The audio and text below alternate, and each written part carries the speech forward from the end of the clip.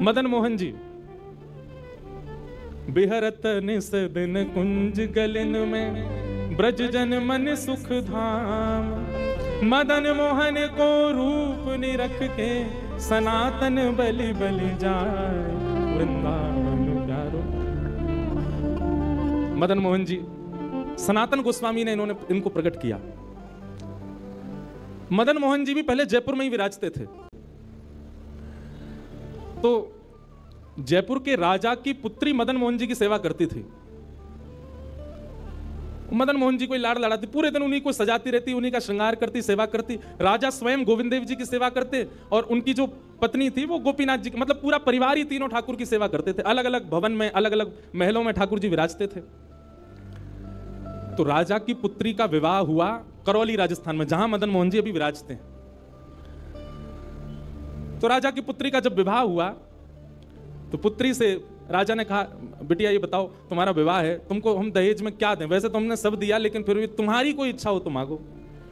उसने कहा, पिताजी मुझे सबसे ज्यादा प्रेम श्री मदन मोहन जी से है। आप माता जी और पूरा परिवार गोविंद देव जी गोपीनाथ जी की सेवा किया करो। मदन मोहन जी को मैं ले जाऊं अपने साथ, अपने ससुराल में इनकी सेवा करूंगी। बड़ी अच्छी कथा है, ध्यान से सुनना। राजा रोने लगा, अपनी पुत्री के चरणों में सर झुका के बोला, मुझे क्षमा कर दे पुत्री, तू जो मांगेगी सो दूंगा, पर ये मेरे हृदय है, मैं इनको नहीं दे सकता। मैं वृंदावन से मुगलों से बचा करके इनको लेके आया हूं। वैसे तो ठाकुर जी को बचने की कोई आवश्यकता, ठाकुर जी कृपा करके आए हैं जयपुर में राजा के ऊपर, पर इनको देख करके मेरे प्राण बचते हैं। तू जो मांगेगी सो दे दूंगा। पर मदन मोहन जी बोले, पिताजी गोविंद देव जी गोपीनाथ जी हैं ना आपके पास में, मदन एक ठाकुर जी मुझको दे दो। यहां राजा की जिद हो गई, नहीं दूंगा। पुत्री की जिद हो गई कि मुझे तो चाहिए, नहीं तो मैं विदाई नहीं होंगी। राजा की पत्नी ने भी कहा, अब इतनी कह रही है तो आप दे दीजिए ना, हमारे पास 2 ठाकुर हैं, इनकी सेवा हम करेंगे विस्तार से। और वैसे भी मदन मोहन जी की पूरी सेवा बचपन से उसने ही की है। तो राजा ने एक प्रस्ताव रखा। बोले, अच्छा पुत्री एक काम करते हैं। बोले, क्या? मैं तेरी आंख पे पट्टी बांधूंगा और आंख पे पट्टी बांध करके मदन मोहन जी जैसे 7 स्वरूप तेरे सामने खड़ा करूंगा। एक स्वरूप वास्तविक मदन मोहन जी होंगे। आंख पे पट्टी बांध करके तुझे स्पर्श करके अगर तूने असली मदन मोहन जी को पहचान लिया तो मैं ये मान जाऊंगा कि तू नहीं, ठाकुर जी तेरे संग जाना चाहते हैं। ठाकुर जी की इच्छा पता चल जाएगी। तो राजकुमारी बोली, ठीक है आप ये प्रयोजन कीजिए। राजा ने महाराज कारीगरों को बुलवाया और मदन मोहन जी के डिट्टो कॉपी 6 स्वरूप बनवाए और 6 स्वरूप बनवा करके मदन मोहन जी सहित 7 स्वरूपों को खड़ा किया। पुत्री के आंख पर पट्टी बांध दी, एक जैसा इत्र, एक जैसी पोशाक, एक जैसा मुकुट, एक जैसा श्रृंगार, सब कुछ बिल्कुल एक जैसा। और कहा, पुत्री अब तू इनमें से जो 7 में से पहचान लेगी, अगर असली तूने पहचान लिए तो मैं तेरे संग भेज दूंगा। उसने हाँ तो बोल दिया, लेकिन वो कांपने लगी, घबराने लगी। जैसे उसने नेत्र बंद किए तो कथा ऐसी है कि वो रात्रि में जब सोई, अगले दिन परीक्षण होना था, तो रात्रि में जब सोई तो बहुत रोई और ठाकुर जी से कहने लगी, नाथ मैं आपसे बहुत प्रेम करती हूं, मैं आपके बगैर नहीं रह सकती, पर मेरे पिताजी की बहुत जिद है।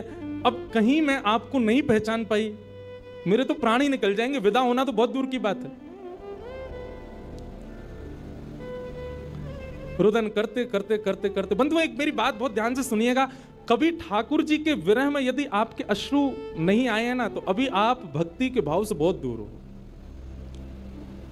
आपको वृंदावन जाना अच्छा लगता है, वृंदावन में घूमना अच्छा लगता है, राधा राधा नाम ध्वनि पर झूमना अच्छा लगता है, कथाएं प्रवचन सत्संग बढ़िया लगते हैं। ये सब एक प्रथम सोपान, प्रथम सीढ़ी है, पर प्रमुख सीढ़ी तो भजन मार्ग या भक्ति पथ की विरह है। अगर वो आपके चित्त में कभी ठाकुर जी के लिए नहीं आया है तो अभी आप बहुत पीछे छूटे हुए हो।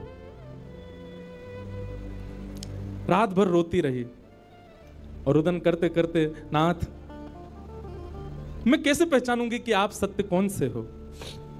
मदन मोहन जी उसके स्वप्न में आ गए और स्वप्न में आकर के बोले, तू चिंता मत करे, तेरो ही मन ना है मोह ले जावे को, मेरो भी मन है रो तेरे संग जावे को। अरे जे सब मेरी सेवा तो करें, पर तेरी जैसी सेवा तो कोई करेगा ना, मेरो भी बड़ो मन है तेरे संग चलवे को। तो उसने कहा, तो नाथ कुछ कृपा तो करो। बोले, हाँ मैं एक काम करूंगा। बोले, कहा तू सबरे स्वरूपन को जब स्पर्श करेगी ना, तो असली मदन मोहन जो मैं हूं तू मेरे हाथन को स्पर्श करियो। तो हाथ कैसे? ऐसे। ठाकुर जी त्रिभंग लली ठाकुर जी हैं। तो ठाकुर जी बोले तू मेरे हाथन को स्पर्श करियो, तो जितने मेरे अन्य स्वरूप हैं 6 वो तो ऐसे ही रहेंगे, लेकिन जैसे ही तू वास्तविक मेरे सामने आवेगी सो मैं अपनी इकन्नी उंगली उठा दूंगा, अपनी कोने वाली उंगली उठा दूंगा।